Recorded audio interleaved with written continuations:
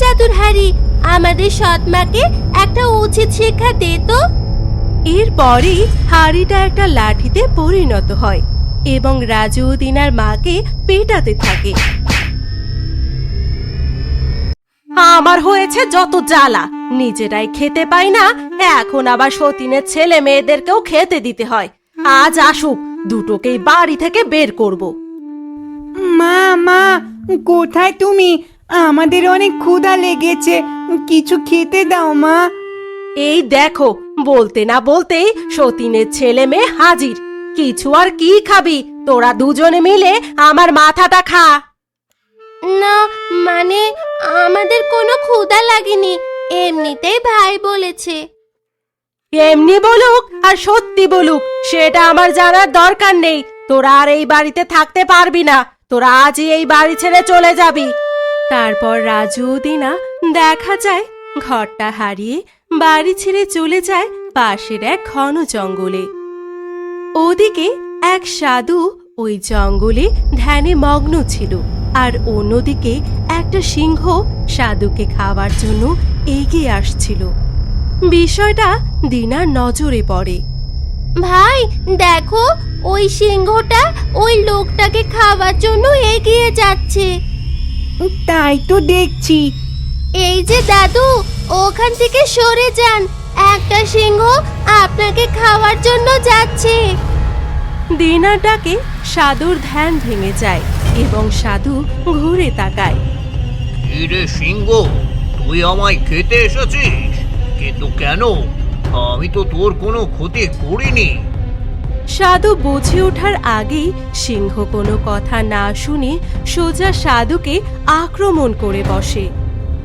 ভাই, সিংহ তো ওই দাদুকে মেরেই ফেলবে, চল আমাদেরও দাদুকে বাঁচাতে হবে।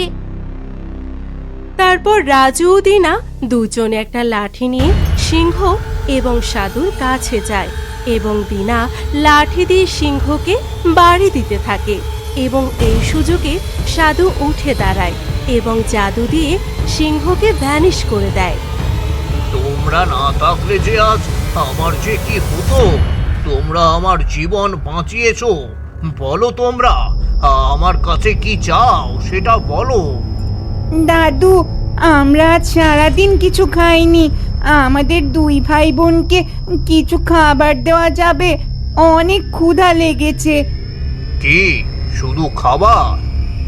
হ্যাঁ, আমাদের শুধু খাবার দিলেই হবে, আমাদের ক্ষুধায় পেট জ্বলে যাচ্ছে।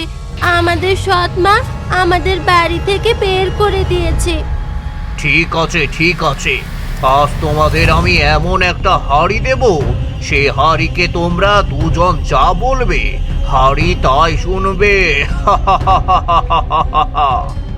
দাদু, সত্যি তুমি আমাদের হাঁড়ি দেবে আর সেই হাঁড়ি আমাদের কথা শুনবে?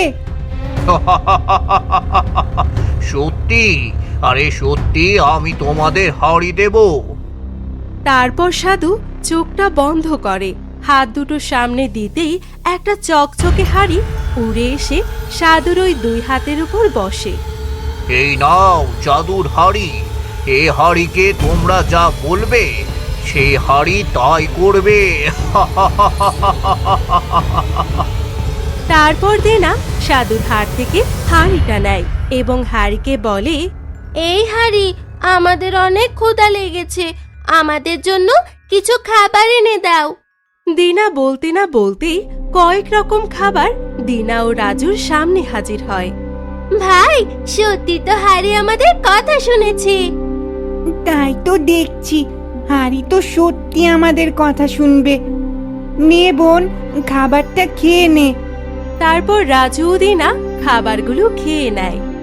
দাদু, তোমাকে অসংখ্য ধন্যবাদ। তোমাদেরকেও অসংখ্য ধন্যবাদ আমাকে বাঁচানোর জন্য। তোমরা ভালো থাকবে কেমন? বিদায়। এই কথা বলে সাধু হাওয়াতে মিলিয়ে যায়। ভাই, দাদুটা কোথায় গেল? কি জানো, দাদুটা তো এখানেও ছিল, হঠাৎ করে কোথায় যে হাওয়া হয়ে গেল কিছুই বুঝতেই পারলাম না। ভাই চল দাদুকে খুঁজে আর লাভ নেই, আমরা হাড়িটা নিয়ে বাড়িতে চলে যাই। হ্যাঁ ঠিক বলেছিস, চল বাড়িতে যাই। বাড়িতে গিয়ে আমাদের সৎ মাকে একটা উচিত শিক্ষা দিতে হবে। তারপর রাজু ও দিনা হাড়িটা নিয়ে বাড়িতে যায়। কি রে, তোরা আবার বাড়িতে ফিরে এসেছিস কেন?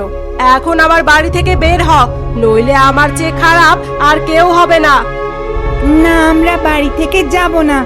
কেন যাব? এটা আমাদেরও বাড়ি।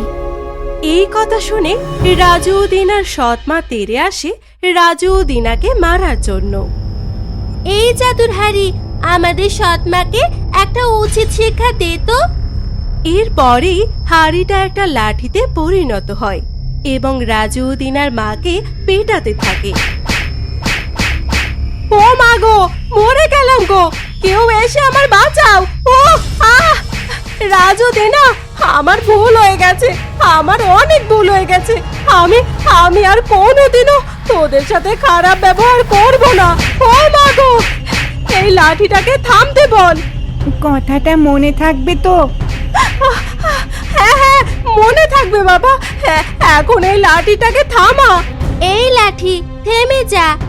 দিনা লাঠিকে বলা মাত্রই লাঠিটা থেমে যায় এবং হাড়িতে পরিণত হয়।